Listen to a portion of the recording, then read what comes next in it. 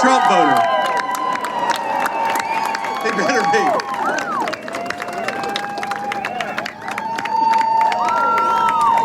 Is that it? We got anybody else coming?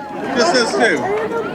Okay, that's one way to get to a Donald Trump JD Vance rally, is to parachute on an American flag.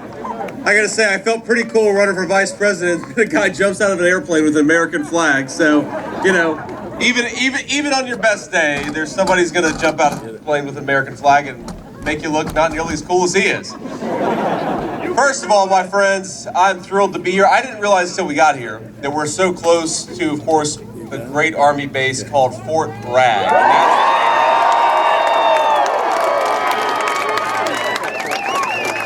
Not Fort whatever Kamala Harris renamed it, it's Fort Bragg, and we're proud, and I say this as a United States Marine veteran. We're thrilled to have all of our soldiers and everybody who served here. Thank you for your service, and let's go make Donald Trump the next president of the United States. We got 11 days to do it.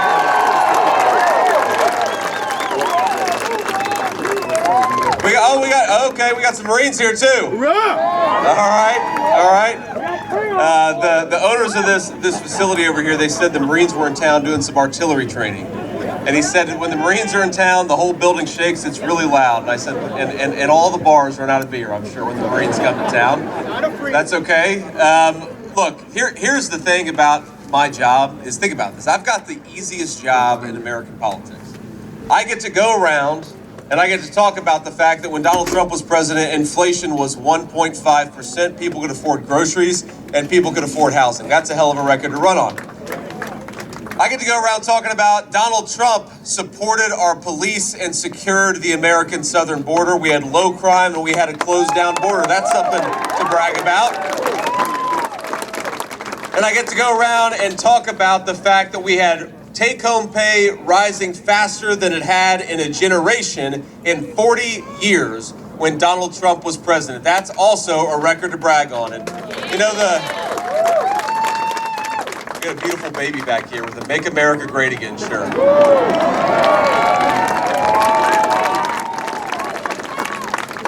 You know, if we were part of the Kamala Harris campaign, I'd say get him registered to vote, but not until he's 18.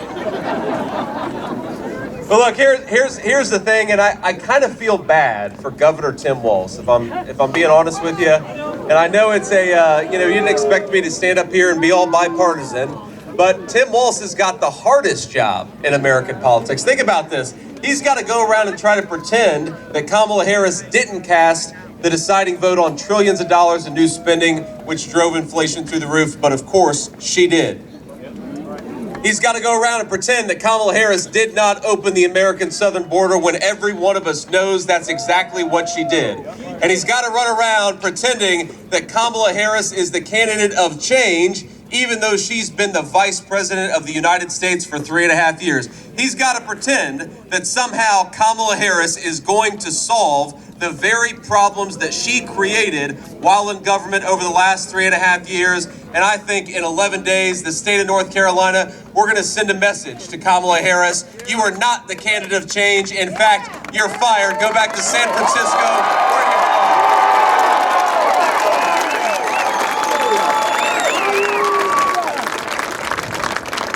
Now again, even though I don't like Kamala Harris's policies, look at me, I'm being a nice guy tonight.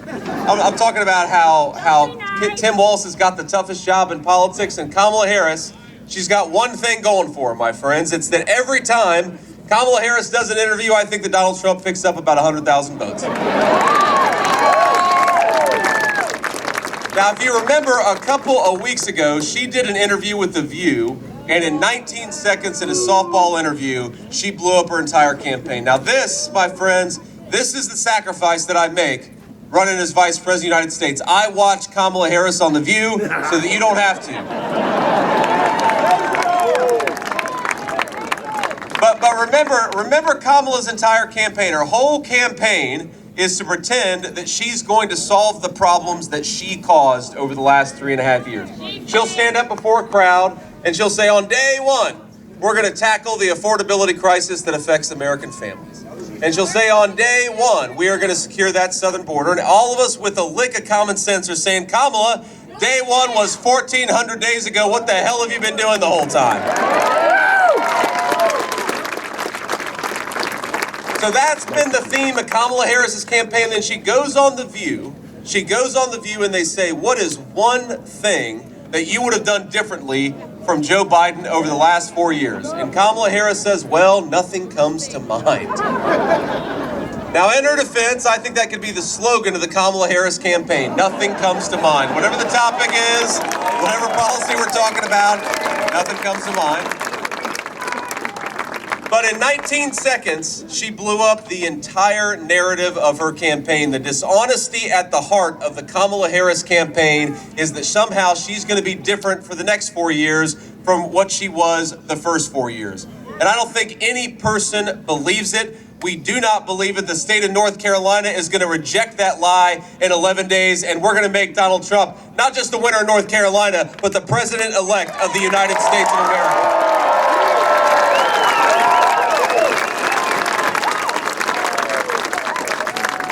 And I got to tell you that there are so many problems, so many issues where we could walk through Kamala Harris and her failure. We could talk about how Kamala Harris has created a schooling system where we indoctrinate children instead of educating them, and that's a disgrace. We could talk about Kamala Harris and her crazy foreign policy. It seems like we've increasingly got a war breaking out on every continent all across the world, and I happen to believe that we're going to get back to Donald Trump's policy of peace through strength. Make America safe, make America secure. And you know, these wonderful soldiers that put on the uniform and risk their lives for us every single day, that is the most precious resource we have as Americans, is we still have hundreds of thousands of young Americans who put on the uniform and fight for us. We got to use those resources and respect those resources as precious. You don't send them to every foreign conflict. You don't send them to police the world. You send them to fight for America's national security, and that's what Donald Trump's going to do. But I think the two biggest issues, the two issues where Kamala has been such a complete and utter failure, are at the border and when it comes to inflation. And of course, these things are connected, and we'll talk about that in a second. But here's the thing. The average North Carolina family is $1,000 per month poorer than they were when Donald Trump was president. North Carolinians are paying 28% more for groceries. They're paying 35% more for gasoline. They're paying 45% more for housing. And they're doing it not because of an act of God, not because they did anything wrong, but because they've been failed by the leadership of Kamala Harris. So I got a very simple question. Do y'all want to pay more for gas? No. Do you want to pay more for groceries? No. Do you want to pay more for housing? No. Then we're going to make Kamala Harris the president of the United States? No. Hell no. What we're going to do, and it's going to be so much better, is we're going to unleash a golden age of American prosperity under the leadership of Donald J. Trump.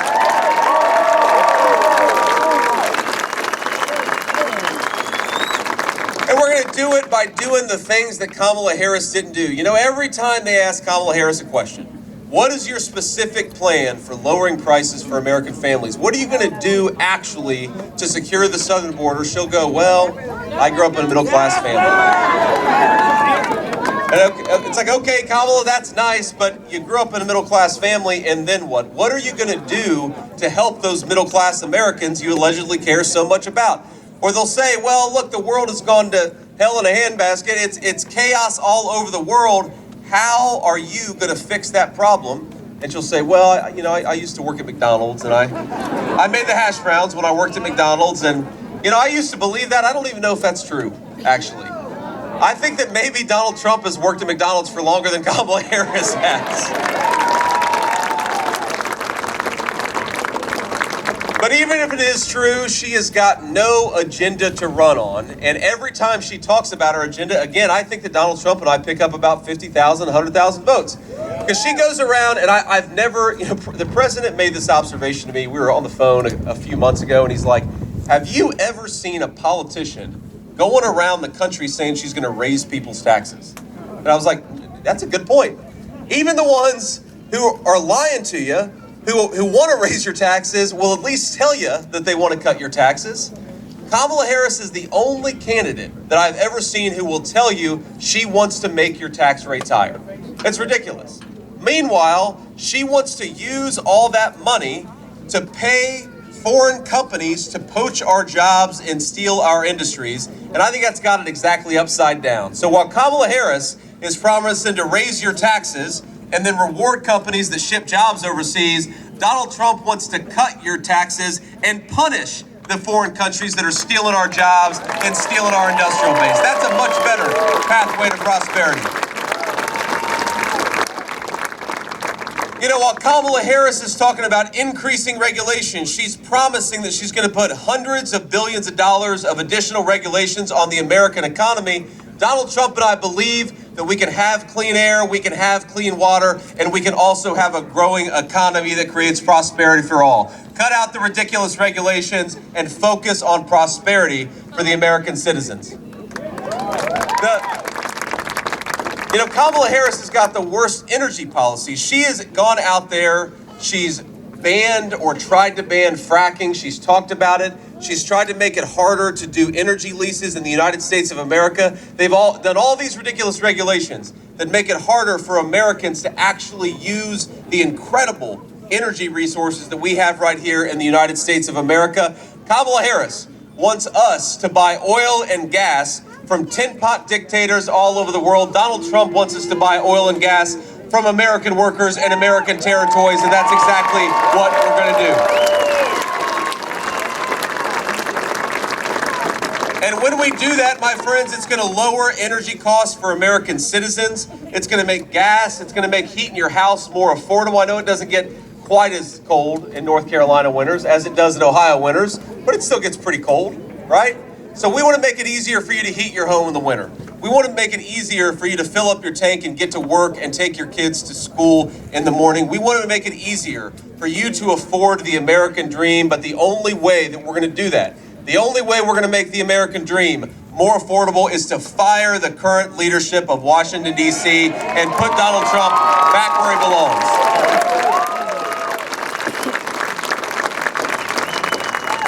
Now, of course, the biggest difference, and that's a lot to say because there's a lot of differences between Kamala Harris and Donald Trump. Kamala Harris is, of course, more of the same on this wide open southern border, and Donald Trump is saying, my friends, we're going to shut it down. We're going to close down that border. We're going to build the wall. We're going to reimpose deportations, and we're going to put American citizens back in charge of their own country.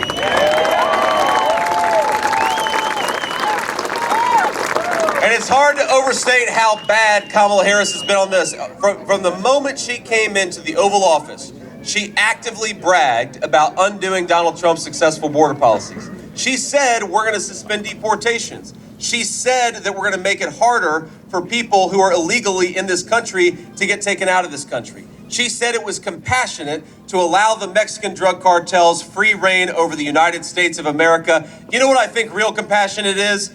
Putting the interests of your citizens first and cutting out the terrible sex trafficking and drug trafficking the Mexican drug cartels have been doing in this country.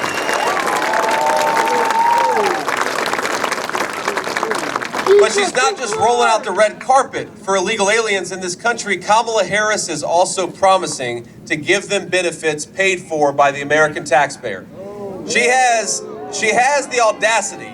Everywhere she goes, it's the most dishonest thing she does in her campaign. She has the audacity to accuse Donald Trump of wanting to go after Social Security when she is trying to give Social Security to illegal aliens. You want to bankrupt the United States of America? You want to bankrupt Social Security? Give it to illegal aliens, which is exactly what Kamala Harris is proposing to do. She talks about how Donald Trump wants to take away Medicare. Donald Trump has fought to protect Medicare his entire life. As a leader of this country, Kamala Harris is promising illegal aliens will get access to Medicare. And not just that, but she'll pay, using your tax dollars, she'll pay for illegal aliens who commit violent crimes to get sex changes on taxpayer dime.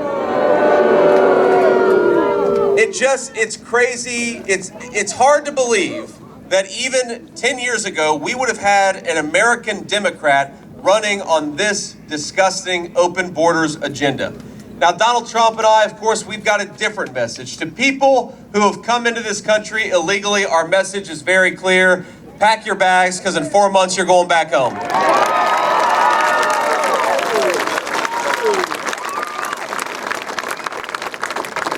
You know, there's so many problems that come from this wide open southern border. There's the fentanyl problem. We got 100,000 of our citizens dying every single year. Most of them are dying from fentanyl overdoses. It's the biggest cause of drug overdose in the United States of America. We've got schools in the state of North Carolina that are overwhelmed with children who don't even speak English because they were brought here by illegal aliens. Now, what does it do to the education quality of our own children when you put thousands of people in the schools who don't even speak their language? We know what that means. That means administrators, that means teachers, that means people who are going to focus on illegal aliens instead of American citizens. And look, I don't begrudge anybody who wants to come to the United States of America and have a better life, but I think two things. Number one, they ought to do it properly. Come through the legal channels, come through the right way, like millions of people have done in the United States of America. But more importantly, I do not think that the leadership of the United States, that the compassion of our leaders should be focused anywhere but on the best interests of the American citizenry who belong in this country. That's why American leaders exist, is to look after the interests of the American nation.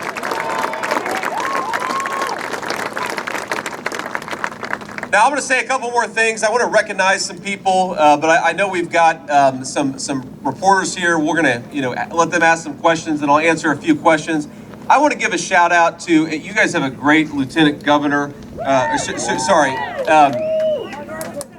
We've got. Sorry, Mark isn't here. We've got Lieutenant General Keith Kellogg. He's not Lieutenant Governor. Lieutenant General Keith Kellogg. Keith, can you raise your hand for us? He's somewhere around here. He's been one of the best defenders that I've ever seen of Donald Trump. He's been a great patriot for the United States of America, and of course, he's a great public servant. General Kellogg, thank you for being here.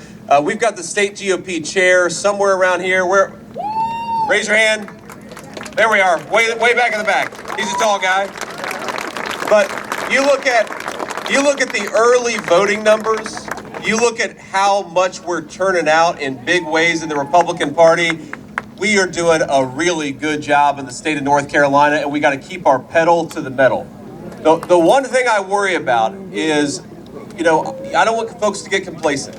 We got 11 days to go, and we know the Democrats are going to pull every trick in the book to try to make Kamala Harris the President of the United States, and that means that we've got to work our tails off for the next 11 days to make sure that our guy, the people's president, Donald J. Trump, wins this election and takes back this country.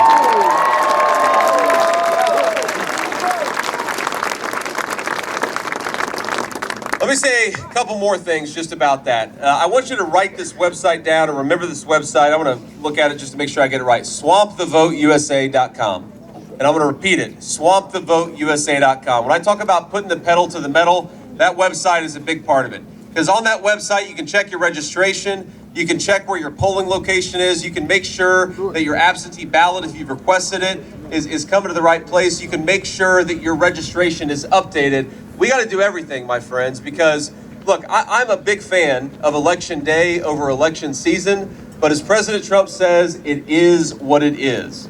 We've got to take advantage of every method to vote that is out there, because if Kamala Harris is doing that for her folks, then we have got to be using what we have available to get out there and to make sure that our guy is the next president of the United States. So get out there and vote. Whether it's early, whether it's election day, whether it's by mail, just make sure you get out there and vote. And here's the thing. I don't want you to just vote once. My request is that you get out there and vote 10 times. You guys are like, well, we don't do that. We're Republicans. We only vote once. We only do it the legal way. But here's the answer to vote. Here's the legitimate way. The legal way to vote 10 times is you take yourself to the polls and then you get 9 of your friends and family to go along with you. That's the way we're going to vote 10 times. Let's think about this. You look at the margins that are projected in some of these states. I mean, we could win or lose. Let's be honest. We could win or lose the state of North Carolina by a couple thousand votes. You know what that means? That means none of us want to wake up on November the 6th and be saying to ourselves, we could have done a little bit more. Here's some nightmare fuel for you. Let's say you wake up on November the 6th and Donald Trump has lost the state of North Carolina by 400 votes. Then you're going to ask yourself, what could I have done? If every single person just here today had gotten one extra person to the polls, that would be the difference between President Donald Trump and President Kamala Harris. So let's get out there and do everything that we can to get our guy across the finish line. The country is relying on us. Let's work and make it happen.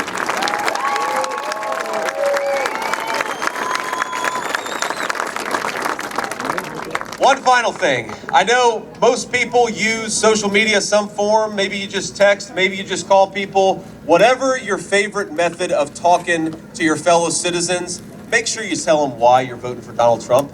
Okay, whether it's X or Instagram or whatever you use, make sure people know why you're voting for Donald Trump. Because look, Kamala Harris and her allies in the corporate media, they're never going to tell the truth about this campaign. They're never going to tell the truth about our candidate, but you know who can tell the truth? We can. We can get out there to our neighbors, to our friends, to our family, and talk about why we're making Donald Trump the next president of the United States. I know that this is all, look, I know all of you are doing it, but ask yourself, we can do everything that we can, or we can do just a little bit over the next 11 days, and every single one of us needs to do everything we can to elect Donald J. Trump the next president of the United States. I know I'm working hard. I know you will too.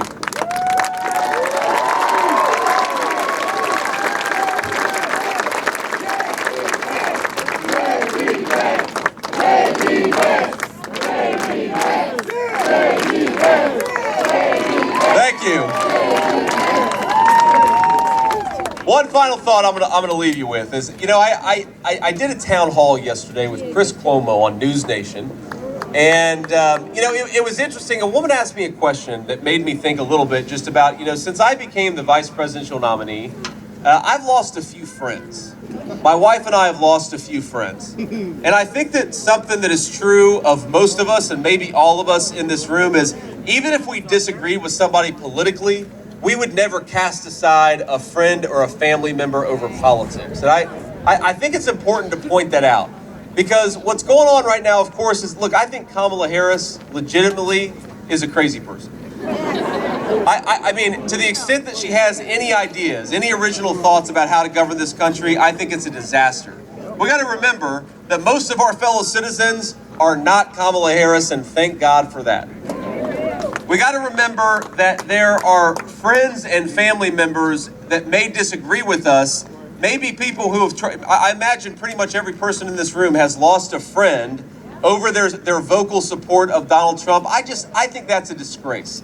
And when people talk about how to heal the country, I think number one is we got to make Donald Trump the next president of the United States. That's the first step to healing this country. The second step to healing this country is we've got to kick out leaders who try to censor their fellow Americans instead of persuade them. The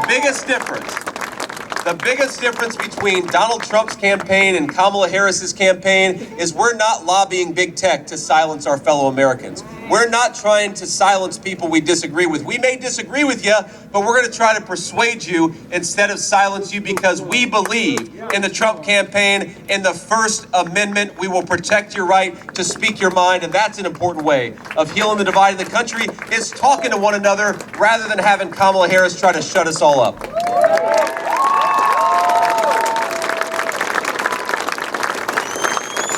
But I think a third thing we got to do, just to repeat myself, is even if you've got somebody who's going to make a bad political decision in November, spend the next 11 days not casting them out of your life. Let's spend the next 11 days trying to persuade them that Donald Trump is the best future, not just for this country, but for them personally. And that's what I promise you I'm going to do. I'm going to try to make my argument for the next 11 days to anybody who's still open to persuasion, because here's what I believe. I believe that unless Donald Trump is the next president of the United States, Americans are still going to be unable to afford groceries. I believe that when Donald Trump is the next president of the United States, Americans, especially young Americans, are going to be able to afford to buy a home again. I believe that when Donald Trump is the next president of the United States, We are going to secure that border and stop the flow of fentanyl coming into our country.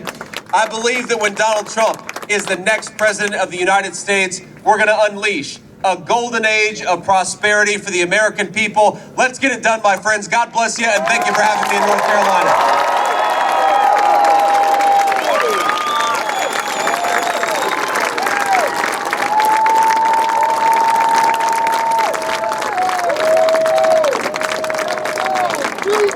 All righty, it's hot out here.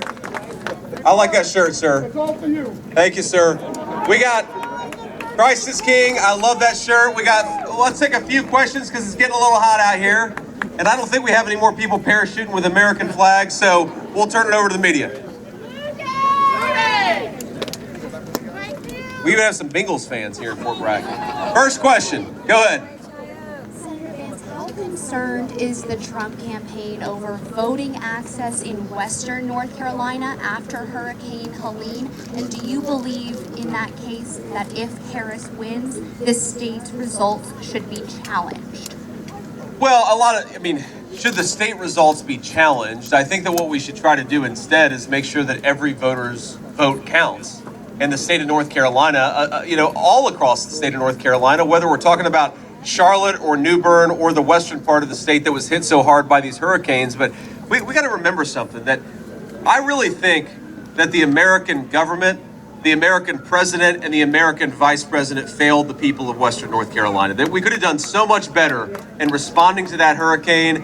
The 82nd Airborne should have been in Western North Carolina the day after the storm, not a week after the storm. And I think we would have saved a lot of lives if we had done that. Now, I've talked to the state GOP chairman. I've talked to the national GOP chairman. I think that we're in a pretty good spot in Western North Carolina. But if you're in Western North Carolina, particularly if you're upset by the way your federal government has handled this terrible catastrophe, the best way for you to get out there and make your voice heard is to vote for Donald J. Trump, because he's not going to forget the people of Western North Carolina, and neither am I.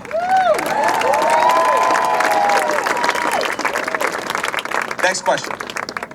Hi, Monique John from ABC 11. Do you have specific plans to increase wages and expand healthcare access for our service members? At his last campaign event here in our area in Fayetteville, former President Donald Trump spoke on the importance of caring for our military community. Yes, I appreciate the question, and we certainly do. And one of the things that, shockingly, I'm biased, but the media doesn't give Donald Trump enough credit for is that we did a lot, or I should say he did a lot, in his first 4 years in the White House on ensuring that veterans had more choice in healthcare. That's a big thing. I think all the veterans here would say they want to have more choices, we want to respect their service, and this is especially true in areas that are rural where you don't have close access to a hospital.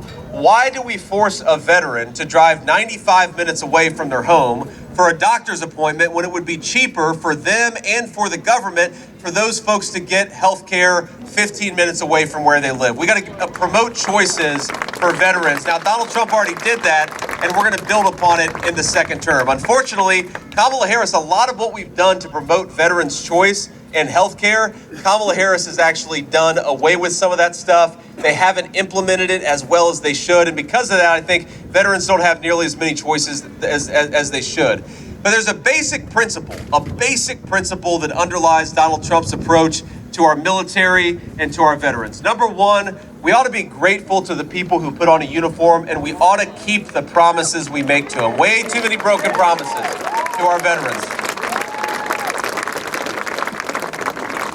And the second point, ma'am, is it is a national disgrace that we have 25 million illegal aliens in this country, many of whom are collecting federal benefits, when we've got veterans sleeping under bridges and on park benches. We've got to do a better job by American citizens, especially our veteran community.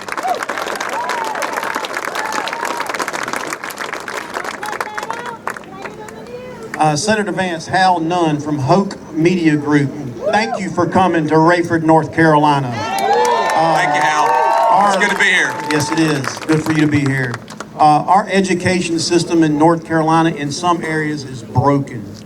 And it's a lot of the money being spent, wasteful spending, and a lot of it at the top. Our staff, our teachers, our workers are working their tails off but they just can't seem to get over the hump on grades, reading, writing, and math.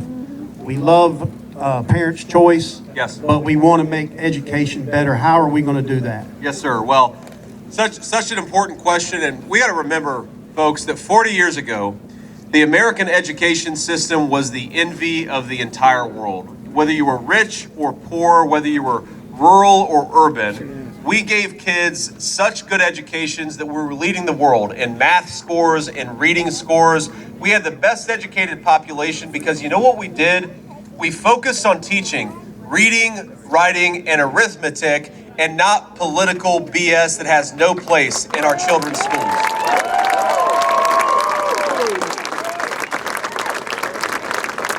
Now you talk about spending. We actually spend more per pupil than almost any education system in the entire world. And we have to ask ourselves, what are we getting from it? We're getting 40th in reading, 41st in math. We're not giving a good education to our children. And most importantly, our kids are not going to have good opportunities in life if they start out with a bad education. So we got to say, number one, we want to give parents more choices in schools. Let parents choose where they send their schools. The money ought to follow the child around, not a broken school system if that kid is stuck in a broken school. That's principle number one. And sir, the final thing I'll say, principle number two is we have got to stop using the taxpayers of the people in this beautiful facility to fund political BS in our schools. I think a lot of you would be shocked if you realize that, why can't our kids add 2 + 2, but they know that there are 87 genders? Why is that happening? It's happening because our tax money goes to fund bureaucrats at the Department of Education. Bureaucrats that are putting radical curricula into our schools instead of teaching our kids what they need to be successful, happy, and healthy people. We got to get back to the basics in education, and Donald Trump and I are going to fight for that every single day. Thank you, sir, for your question. We'll do one more. I'll leave you with a thought, and then we'll hit the road. Hi, Senator Vance. Joey Pierre from the Fayetteville Observer. Just one question for you. What can a Trump-Vance presidency do to assist areas affected by hurricanes in North Carolina and in the South? Yes, sir. Well, I obviously hope we're going to be in a few weeks victorious, number one. But number two, Western North Carolina is hopefully going to be in the recovery phase of the campaign, right? That's where I want us to be. And by the way, I feel extremely confident about victory in the state of North Carolina, and I feel confident in victory nationally. I worry a little bit. I'm less confident, if I'm being honest with you, about how well Western North Carolina is going to recover with a broken bureaucracy that's managing this process.